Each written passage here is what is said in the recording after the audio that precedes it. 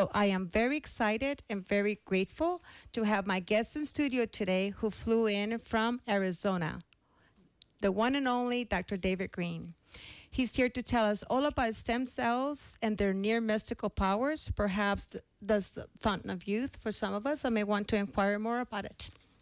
My guest again, also with Dr. Greene, is Frankie, his assistant, and she's also in studio today. I want to recognize her great effort in putting this show together for all of us.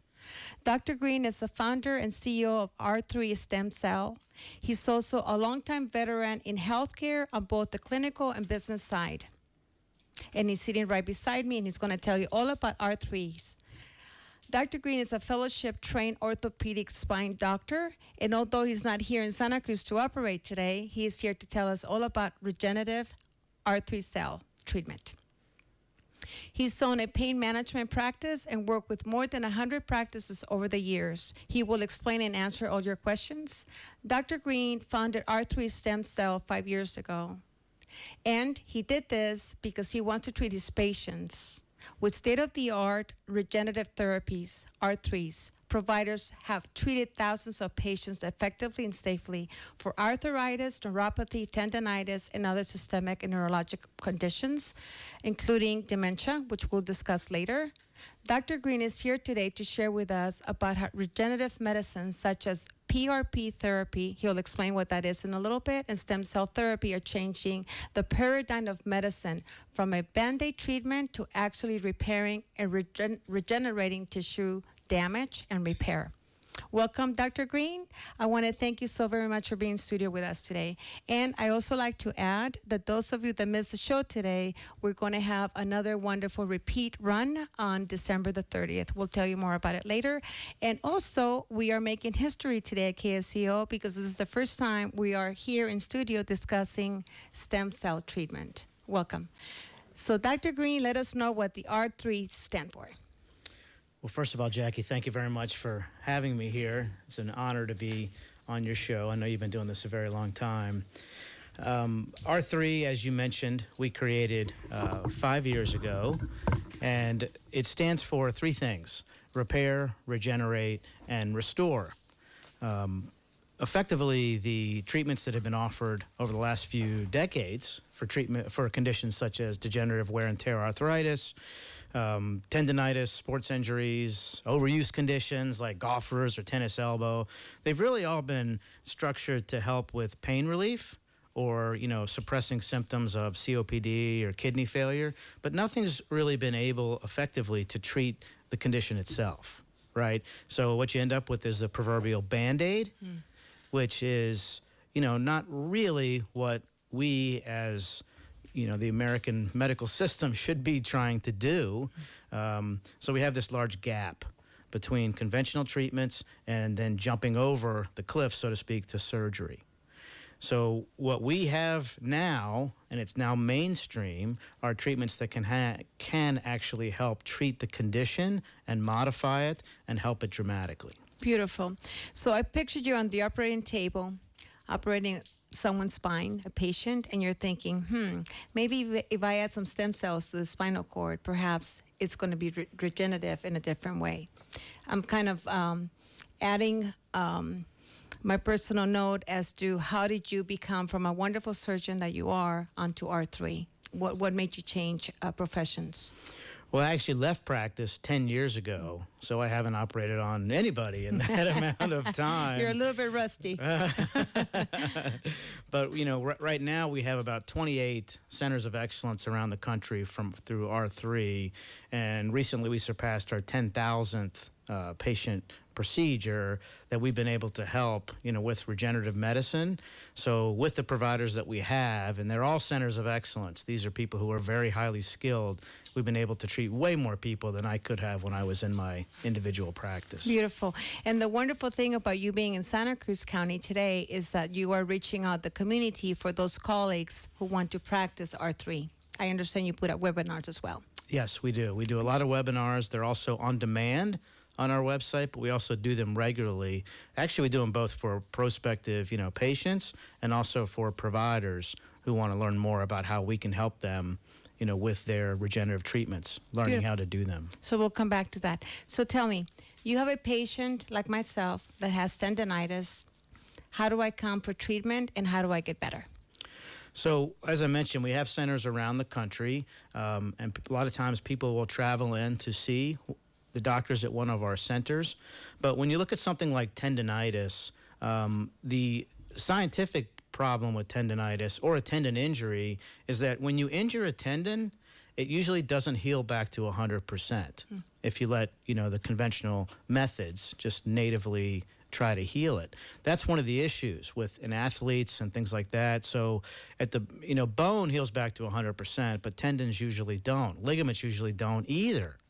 So with regenerative treatments, and we'll talk about what those are, like PRP or stem cell therapy, you're often able to heal those injuries quicker and back to 90, 100%, whereas you wouldn't be able to do that naturally.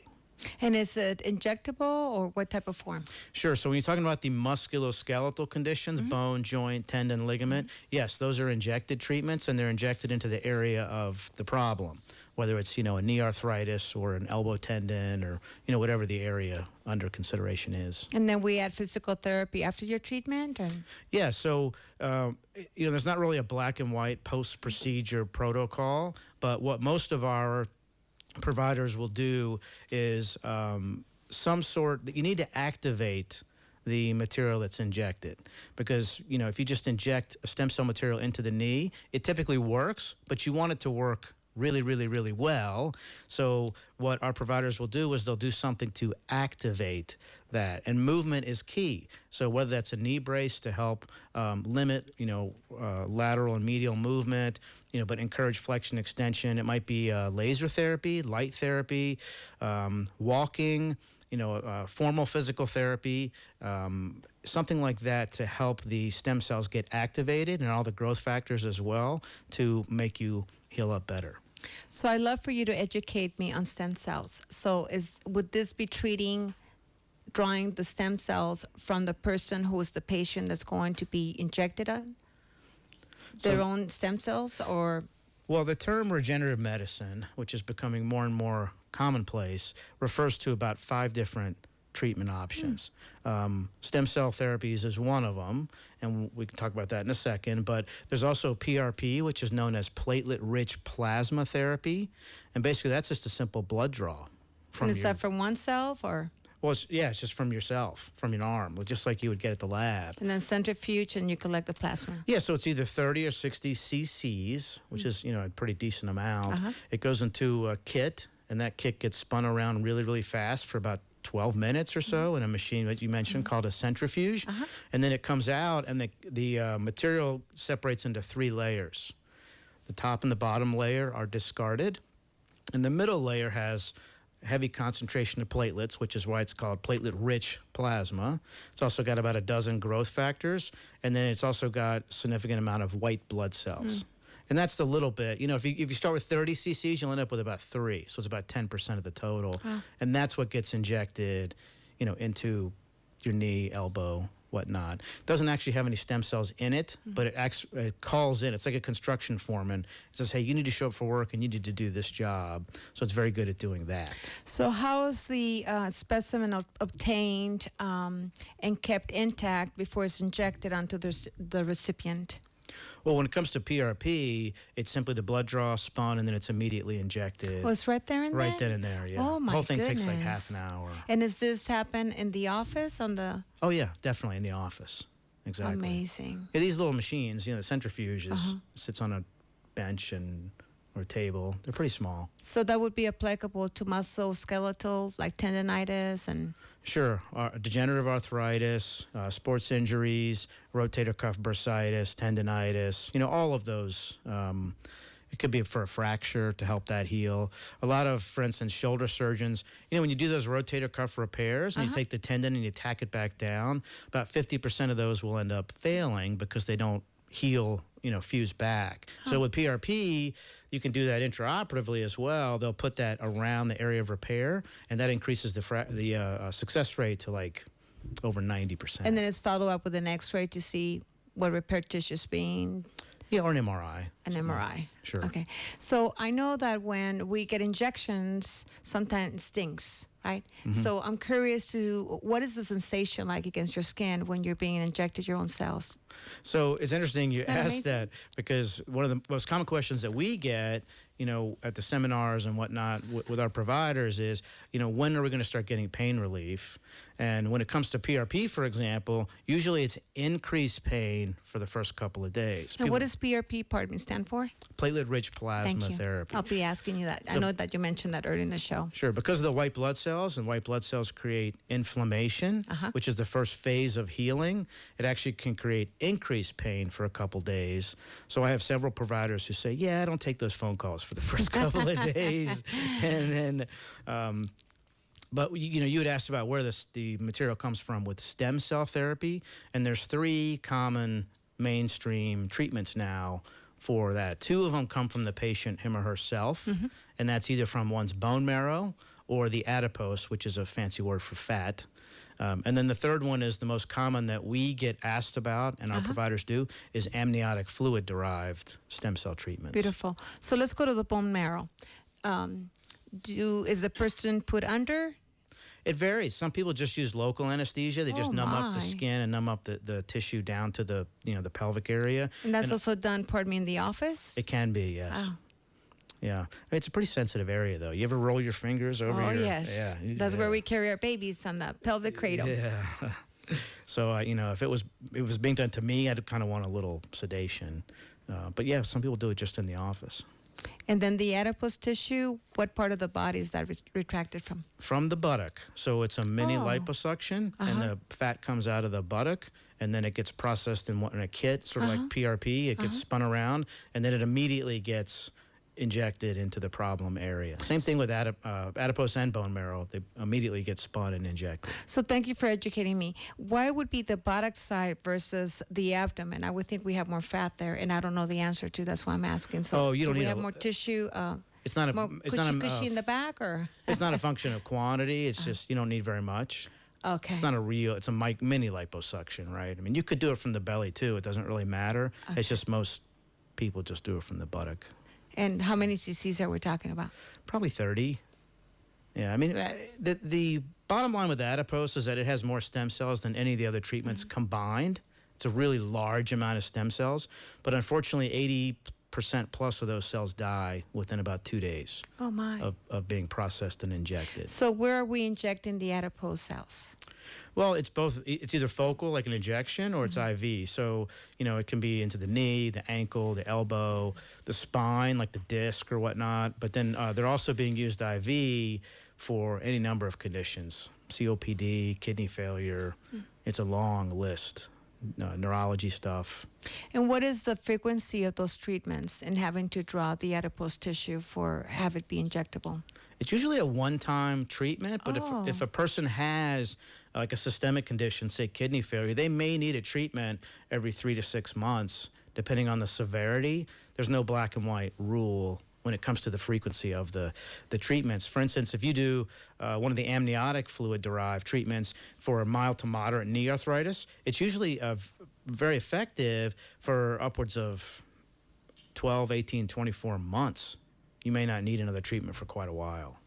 Let's discuss kidney, and then we'll go to the amniotic. I'm leaving Sure. the best for last, the amniotic fluid. Got it. So with the kidney, are you telling me that if I'm in kidney failure, that I could avoid dialysis if I go on IV for adipose cells to be injectable?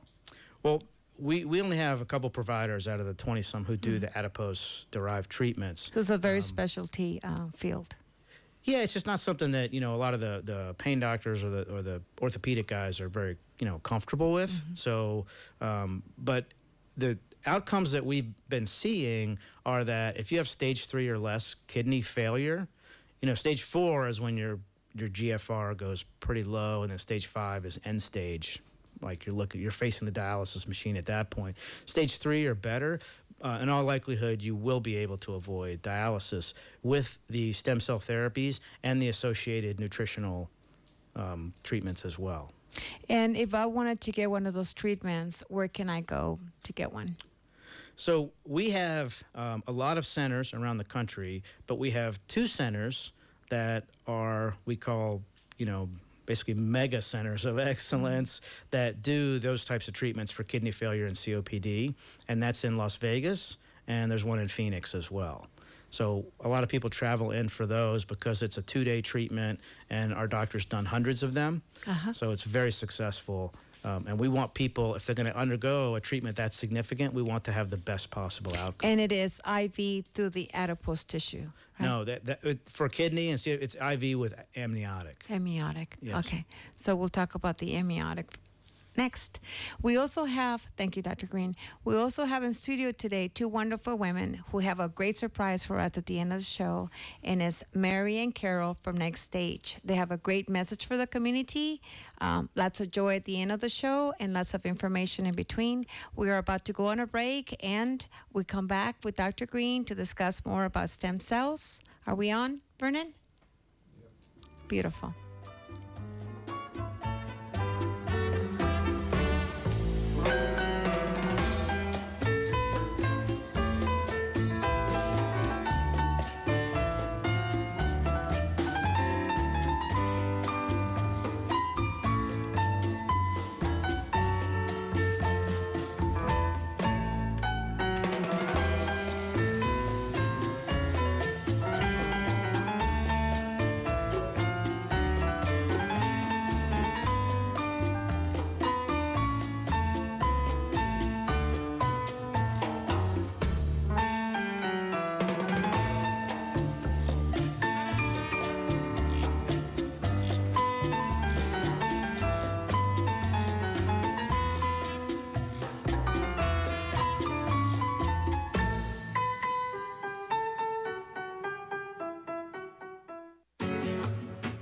Care from the Heart is a dedicated and professional home healthcare agency that's been serving families in the Tri-County Monterey Bay area for over 18 years.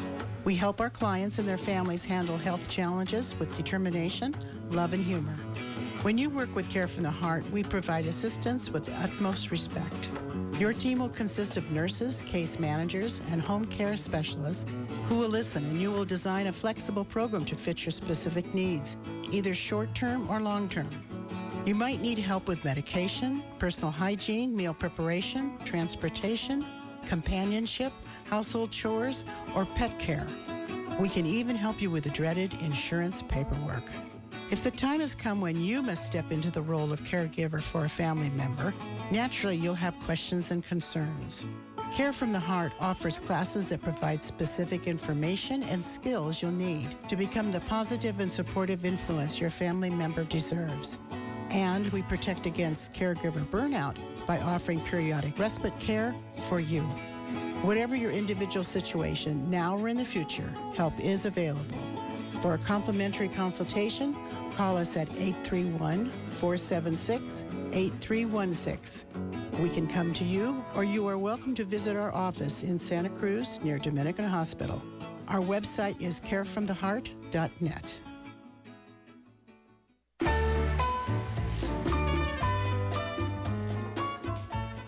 Welcome back. This is Jackie Tucker with KSCO Radio in Santa Cruz County. And my wonderful guest today is Dr. David Greene. We are discussing stem cells. He is the co-founder of R3 Stem Cell, and he's here to tell us all about regenerative treatments and also how to change the paradigm of medicine from a Band-Aid treatment to actually repairing and regenerating tissue damage. So let's go to that wonderful amniotic. You can say it better than I can, Dr. Greene. Fluid. How do we do tissue repair with, can you say it for me? Amniotic? You're close. It's amniotic. Amniotic. Fluid. Mind you, I am a nurse, so medical terminology class needs to be repeated, I'm afraid. Thank you. Beautiful. Sure. So amniotic fluid, in history, has a very important role, right? It has to protect the baby and to provide nutrients, prevent infection and whatnot. But traditionally, after birth, the products of conception, such as, the placenta, the amniotic fluid, are discarded. And that's just the way it is. So what we found, and we learned a lot of this from Europe, is that amniotic fluid has a lot of amazing things in it, including a lot of stem cells, a lot of growth factors, exosomes, secretomes, messenger, microRNA. There's a lengthy list of things that it has. Now, one of the things that we also found is that it does not cause a rejection reaction if you use amniotic fluid after processing in other humans. And that's because of the DNA, which, right? Right. There are no what's called HLA factors once it gets processed, so it doesn't spark up that what you call a graft versus host reaction. Amazing. In a human. That's amazing. It's been remarkable. So, the FDA regulates amniotic fluid as a biologic and not a drug. So one of the common questions we get is it FDA approved? And the answer is it cannot be FDA approved or denied because it's not a drug. It's a biologic. So it's heavily regulated. So when it's acquired, the baby's fine. It's a scheduled C-section. The mother is consented and screened, both medical history and blood work. And then the FDA has a lengthy, strict list of all the things that need to be done for processing and for screening of the fluid. And then what happens next? So once it's processed and goes into the freezer, it's cryopreserved at like negative 86 degrees Celsius. Wow. Something ridiculously cold. It's kept there until it's ready to be used. So if someone in Texas calls us and says, I have a procedure tomorrow, it goes in FedEx with dry ice overnight, and it takes like 10 minutes to thaw it out, and then it's ready for use. So it's injected into the problem area, whether it's a knee, a hip, a shoulder. It's usually diluted with sterile saline or something preservative-free, and it starts to go to work. It could be injected anywhere in the body. Yeah, I mean, the way that the FDA regulates these biologics is that, they're allowed to be used as the physician deems them to be safe and effective.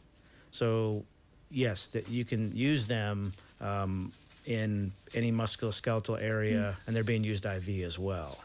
So what is the malpractice for an MD like yourself that does practice R3 in treating a patient with that amniotic? Well, the malpractice doesn't change in the sense that if a primary care doctor starts doing regenerative medicine treatments, they would call their carrier and make sure that if they start doing that they still maintain their coverage. And we haven't had any issues with our providers after they've spoken, because it's such a well-known treatment phenomenon now that most malpractice carriers look at it, and it usually doesn't really add anything to their their monthly. So the premium stays the same. The premium, right? Yeah, stays pretty much the same. Now, I want to mention that in this country, there's been hundreds of thousands now treatments done. I mean, our providers have done probably, I know it's over 10,000, but there's never been an adverse event. So there hasn't been a rejection, minimal, if any, infections, no disease transmission. It's really been a very, very safe treatment for patients. Beautiful. So I have Michael Olson sitting next to me, and he wants to share that he is considering surgery. Is it the right knee or the left knee? Both. Oh, both knees. And are you going to be brave enough to have both of them done at the same time, or would you consider R3? I'm a chicken. A rooster.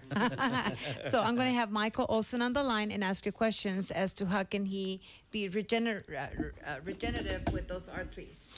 Well, thank you very much for having me and allowing me to sit in. I've been considering knee replacement surgery because I simply wore out my knees. The connective tissue is gone. Bone on bone, I think, is the expression. Is that why you crack so much? Yeah, there you go. But when Vernon heard this and he knew that you were going to do this show, he says, don't do anything until Dr. Greene gets here. So I'm here. I'm just wondering, first of all, in my quick scan of stem cell therapy, I note that the insurance industry does not cover it.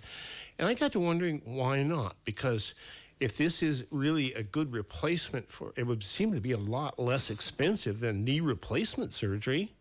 What are they thinking? Well, it is a lot less expensive than replacement surgery, no doubt about that. And when you look at the reason why insurance companies aren't covering it right now, there's not just one reason, there's several. Even if, and as I mentioned, you can't approve, the FDA cannot approve amniotic fluid as a drug because it's regulated as a biologic. Even if something gets FDA approved, it doesn't necessarily immediately start insurance reimbursement. I remember when the artificial disc replacement was FDA approved back in 2003, it was at least 3 years before insurance companies started regularly reimbursing for it. So that is an obstacle in and of itself. But it takes quite a while for Medicare or the commercial payers to sit and look at, how much money they could be saving by promoting these. The coverage that we're seeing for regenerative treatments is some of the states have workers' comp, that they're seeing a lot of the benefits and getting people back to work. Personal injury cases are often covering. Some of the PPO out of network are covering it, as well as if you do a regenerative procedure in conjunction with a surgery, like a spinal fusion or a ligament or tendon reconstruction, the allograft is being covered by most insurance companies, but not as a standalone, like what you would have to get the surgery too, right? Well, what do you think? Bone on bone. First of all, it's a backward way of thinking if someone says, oh, well, Medicare will cover my knee replacement, so I'm going to get that done instead of getting this regenerative procedure. Which it doesn't make any sense. It really doesn't make a lot of sense. So about 5 years ago when we started the company, a lot of our providers would say, well, why would it help a bone-on-bone situation? If there's really no cartilage left to work with, what are we looking at? So over the last 5 years, what we have seen is that it works very well for bone-on-bone situations. And the most common way that providers work with it now is that they'll do an amniotic treatment with PRP, because PRP has the white blood cells, and it can spark up inflammation, which is the first phase of healing, and it can sort of jump-start the regenerative process when you have the amniotic. So you have over like 80 growth factors, and you have all these cytokines and stem cells, and it sort of jump starts your body into helping with those and facilitate the repair process.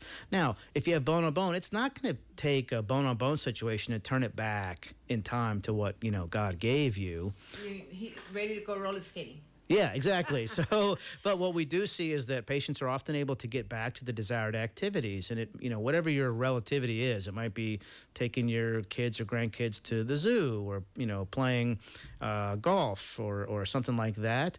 But typically, that's what we've been seeing. It might just mean that you need a repeat treatment done a little sooner than someone with mild to moderate. Thank you, Michael. So, Mary, I understand that you do know of a person that's receiving the stem cells. Carol? Yes. So this is Carol from Next Stage. I caught you by surprise. I'm sorry, Carol. I know that prior to the show we were discussing stem cells, and you mentioned that you have a friend that's receiving that for knee therapy. Did I hear you correctly? That's right. Actually, two friends. Oh, wonderful. So this is Carol from Next Stage, and hang in there, audience, because we have a great surprise from the two ladies here, Carol and Mary, present. So let's hear the story.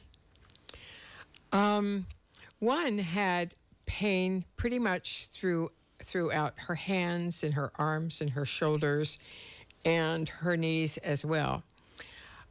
From an old automobile accident, I guess, where the pain never really dissipated and never healed.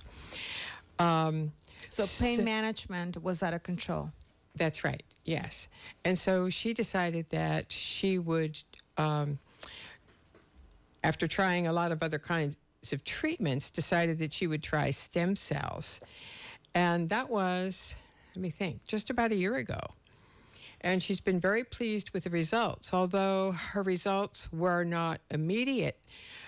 After about 3 or 4 months, she began to notice a progressive change in all aspects of how she was feeling, the sensations of her hands. What a great message it is, because as human beings, we try things out, whether it's medicinal or not, right? And we want instant gratification. And I love the fact that you're emphasizing it works, but you need to be a little bit patient before you see the results. And she has found that as time progressed, she's getting more and more benefit, and at this time she has no discomfort in any parts of those areas that were hurting her before, where she had pain and discomfort before. And does your friend live in the Bay Area? She lives in Santa Cruz. Beautiful. So the physician that is treating her with stem cells, is here She in went Santa to Cruz? she went to Phoenix. Oh. She might very well have been Where in do- your center, although I'm not aware of that. Where The Dr. name Greene of where is she from. went. What do you know? So it's a very common story that you mentioned that your friend is experiencing. If PRP is done with the amniotic to start with, like I mentioned earlier, you might actually get an increase in pain for the first couple of days, and then it usually tapers off, and the pain relief starts to kick in after 1-2 weeks. It may be a month. But here's what the research has shown is that, let's say the doctor injects the stem cell material into the knee. Well, we replace our knee fluid every couple of days, but the material will have some uptake into the fluid, the tissues of the knee, like the synovial tissue, and it can then slowly seep out over the next few months. So what we often see is exactly what you just described, is that over a few weeks, the pain starts to really get relieved, and over the next few months, sometimes upwards of 9 months, you can see continual steady improvements. So that's why you get that to that baseline. And what quite a few physicians are doing now is they'll do that, and then they'll follow up with maybe some of the hyaluronic acid treatments to help maintain those results for years. Wow. So once you regain those results, then you're ready to play some ball. It was That's interesting for me to learn that synovial fluid is also accumulated behind your knee. Yes. Can you elaborate on that a little bit? Synovial fluid is like a Baker's cyst? Yes. Or, well, so, Baker's cyst is when you have that pocket of fluid and you can feel it behind your knee. But, And it's painful. the research showed that that's usually due to some kind of a problem in the knee, like a meniscal tear or something, and more fluid comes in to help, try and help that, but it starts flowing out the back, and you end up getting like a popliteal cyst known as a Baker's cyst. So, but if you correct that problem, whether it's through, stem cell therapy or surgery, usually the Baker's cyst goes away. Beautiful. So, Carol, you mentioned that you also have another friend who's also receiving stem cell treatments. I do, and I think her treatment is too recent for me to report on. And Yes. she is receiving the treatment because is it muscle Because she skeletal? has bone on bone in her knee. like Yes. Michael Olson. Yes. Wonderful. It's very common as people age, apparently. I've been blessed to not have that problem. But it is very common. I know a lot of people who have had the surgery, and even sometimes that is not so successful, or there are difficulties even after they have the surgery done. Plus, there's a lot of physical therapy that goes along with having the surgery in order to get flexibility, I guess, regain flexibility and use of the joint. Beautiful. So, Dr. Greene, are we growing any body parts in addition to lab today, like skin grafts? Sure. So skin grafting is a very exciting proposition that, when I was in residency, we were in the burn unit. I mean, that just is such a horrific experience to patients, because you end up taking either skin from other parts of their body and grafting it, or using a cadaver skin for a period of time and then doing the skin graft later. But there are a few companies who are growing some, they're using umbilical cord tissue. There's a lot of stem cells in that, as well as what's called the Wharton's jelly from the products of conception. And they're using that to grow skin in the lab and then freezing it and then able to put that on the burn patient's problem area, third-degree burn, and helping to grow their own skin back as opposed to having to use a cadaver. And it's not rejected because of the DNA on the skin graft? Right, because there is no DNA in that, what they've grown in the lab. Beautiful. I So you really don't get want, the- pardon me, the audience to hear that. Yeah. That is not rejected because there's no DNA. It's just amazing. Yeah, it is amazing. So how does that work? Where do we get the products of conception and those umbilical cord product tissue to have available to those patients who will be the recipient for treatment? Well, that's the good news, is that there's no shortage of scheduled C-sections being done, in this country. So when you have a hospital that is contracted, and then the mothers are consented, who are going to undergo the procedure, that you have basically no shortage, right? So the mother is consented, often compensated. In this country, you can't pay somebody for their body parts or organs. Including the placenta. Right, but you can pay them for their time. Yeah. I'm sorry. You can compensate them for their time, like an egg donor. For, Okay. Right? So they can be compensated. And then the technician's in the room. Okay. And the baby's fine. And then the products of conception are put into a sterile container. And they go right to the lab for processing. So I'm a little bit confused. How are you compensated for the time versus the organ itself? Can you repeat that, Jackie? How does how does the patient, get compensated for my time? You said Yes. I'm compensated for my time for donating my placenta, if you will, but I'm actually not being compensated for the placenta that I'm donating itself or selling. Oh, right? it's all the same, basically. Yeah. When you're donating that, you're basically donating all of the amniotic fluid, the often the umbilical cord, and the placenta as well. Beautiful. So that's processed and sent to other professional providers, so it could be utilized, or? Sure. So the lab that we use is in Sunrise, Florida. So the hospitals are close by in Fort Lauderdale, and then the material goes directly to the lab because you don't want to, have to ship it. The cells will die. It gets processed immediately and then cryopreserved with 3% DMSO to protect the cell viability while it's frozen. And the patient that's receiving the treatment, is there a waiting list, or is it very exclusive? No, there's no shortage, as I mentioned, of people undergoing scheduled C-sections in this country, or even at the hospitals that are contracted. So when we could have like 100 patients treated a month or 1,000. There's not a shortage of. No one has to wait, to get their amniotic material for the treatment. So it's readily available in the lab, like blood, right? When we need blood, there it is, right? Correct. Yeah. Compatible. Although you do end up with some blood shortages once in a while. That's true. That's Yeah. true. Okay, beautiful. So I love to hear you talk about, I know when we were discussing this conversation yesterday about having to take your own placenta product via medication pill form to improve your milk content or your milk quantity.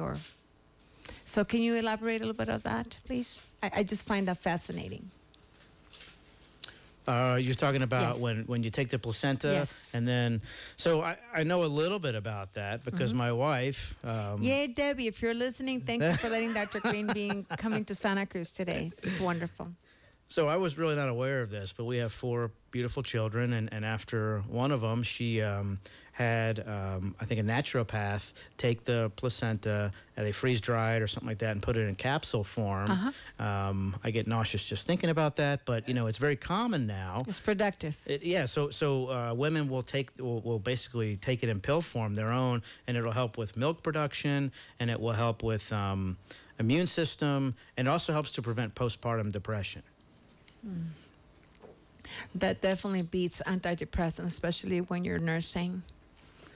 It does, yeah. I still get nauseous thinking about it, but anyway, it's pretty.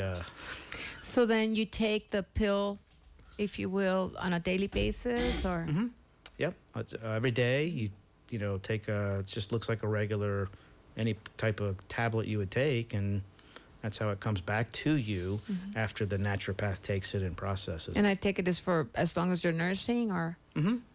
Yeah, I mean, most women will nurse for anywhere from 6 months to a couple years or something. I don't know how long. I don't know how many pills were in the bottle, but there were quite a few. And no side effects either. No, just Beautiful. good ones. Just Well, good. I'm glad that not everything goes to waste. So we got an email from a wonderful gentleman that wants to talk to you. If you'd like to read it on the air, please. Sure. Dear awesome Dr. Greene. Yay! No, it doesn't say that. I am being treated by Dr. Michael Brown with offices in Monterey and Washington State. I suffer from degenerative thumb joint arthritis. His cocktails are a great relief to my pain and make normal use of my opposable thumb. I'm also complicating his, he wrote RPR, but I think he meant PRP therapy. I also suffer from shoulder rotator bursitis that has yet to be addressed.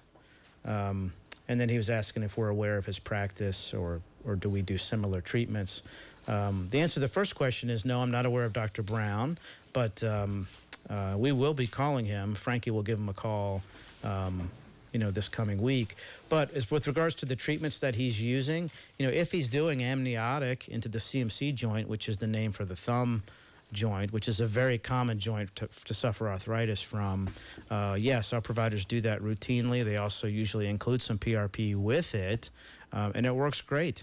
Yeah, I mean, the other types of injections like steroid injections, those are being shown nowadays not to really work very well. So this is a much better option. I'm glad you're getting good relief from it. And you're here in Santa Cruz also, and I hope you come back with your family next time to also reach out to the great professional medicine doctors that we have in the community to be able to introduce more of your webinars. It's So beautiful tell us a here. little bit about your webinars. So we do the webinars a lot. Basically, the goal is to take the top questions that we get asked on a routine basis and provide that information to prospective patients. And also during the webinar or even after, there's a chat area. They can email us or even call us with questions. There's just so much misinformation out there and unknowing, because a lot of people don't know what stem cell therapy is. They just find out about it and they want more information. We're just happy to provide that information. We just want to help people. And can you also, thank you for sharing that. Can you tell us a little bit about the cocktails? I love those formulas to improve quality of life and pain relief. So you're talking about the nutritional cocktails, yes. right?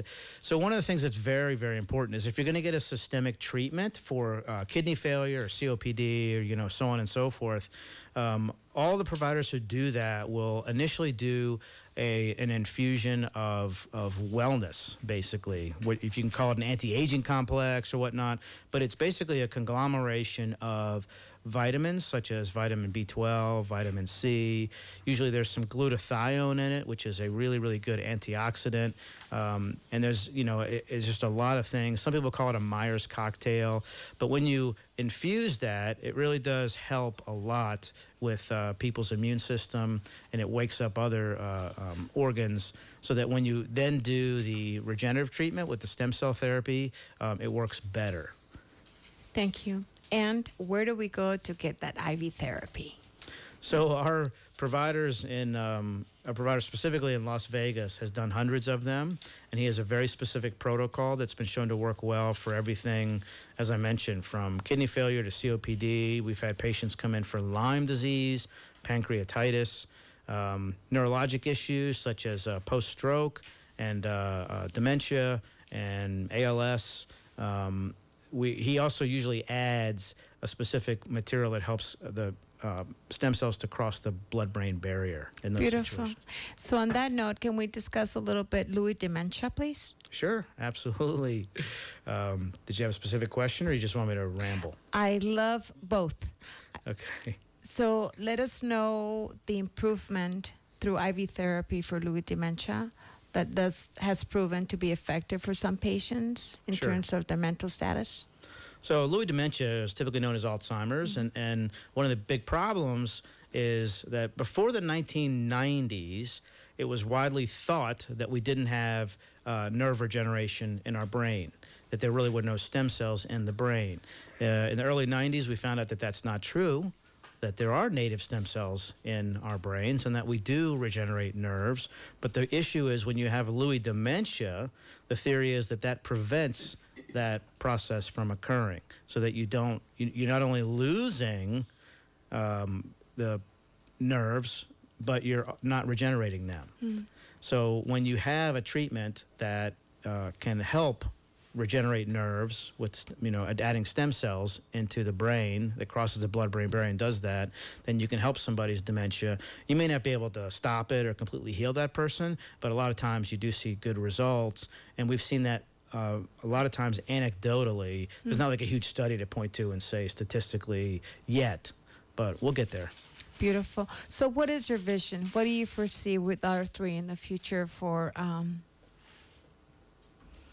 take away all the misery, for lack of better words, whether it is due to dementia or stroke, or what's happening behind the scenes on the labs that you could share with us?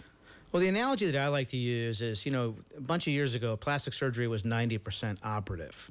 And now it's the opposite, right? We have Botox, Juvederm, Latisse. Now, granted, that's a cosmetic type of issue. But when you look at the turnaround that's happening in whether it's orthopedic medicine or with a lot of these systemic conditions, we're seeing the same twist of events, right? So one of the beauties that I see is that if you look at these conditions such as kidney failure or COPD or post-stroke or whatnot, there's no surgical option. There's no way to fix that. And even now with stem cell therapy, you're not necessarily, we don't use the words heal or cure because that's not usually what's happening. But if you can improve somebody's quality of life so that they're able to participate in, conversations and activities with their loved ones. With no side effects, by the way, as a result of the treatment. Yeah, exactly. If you have a procedure that has a very, very, very low risk profile and potentially humongous benefit that actually repairs and regenerates some of that condition, that's the beauty of where we are and where we're headed. Because as time goes on, these treatments are only going to get better. Beautiful. So let's wrap it up on a wonderful positive note. So how do we find you, Dr. Greene? On your website, with your webinars? Do you plan to come back to the Bay Area and tell us more about R3s? Absolutely. Whenever you have me, I'll come back. Thank you. The website is r3stemcell.com. We have a lot of other websites as well, but that has a lot of information on it. You can see on there where you can watch webinars on demand. You can also call us. Our number is 844-GET-STEM. It's very simple to remember. We have an answering service that can help answer a lot of questions, or they can put you through to either myself or Francesca, who we call Frankie. Be happy to speak with you and talk to you about treatment options. But that's what we're here for, to help people who, usually don't have another option or want the best option for themselves or their loved ones. Beautiful. So do you see yourself moving in shop here in Santa Cruz and providing webinars? Well, the webinars can be done anywhere, right? But as far as seminars... I meant to say, excuse me. Thank you. When we do work with our providers, I'm starting to travel a lot now to help with those seminars because they're very effective at helping people locally with information. So absolutely, we're talking to several providers in the area, and if we start working with one specifically, then I'll be back. This area is beautiful. I'll come myself. And I understand that's also in process and working with other MDs in the community, right? Yes, I'd say Frankie and myself are probably talking to 50 to 75 providers around the country it's a very specific process that we use. They have to be highly qualified to work with us. Beautiful. Can you please share with us your phone number twice? Yes, it's 844-GET-STEM. I don't know the exact numbers, but it's 844-GET-STEM. Real easy to remember. Beautiful. What words of wisdom would you like to share the community today before we wrap it up? I think that one of the key takeaways is that there's often a better option, than what traditional medicine has, done for years and years and years. Steroid injections are no longer the gold standard that you think. So when you're looking at treatment for yourself or your loved ones, if you can find a treatment option that has a very, very low risk profile and a high benefit, such as regenerative medicine options, please consider that as opposed to a surgical option there's no coming back from. Thank you, Dr. Greene. Thank you, Frankie, for being in studio here today. And we're going to wrap it up with more joy at the end here.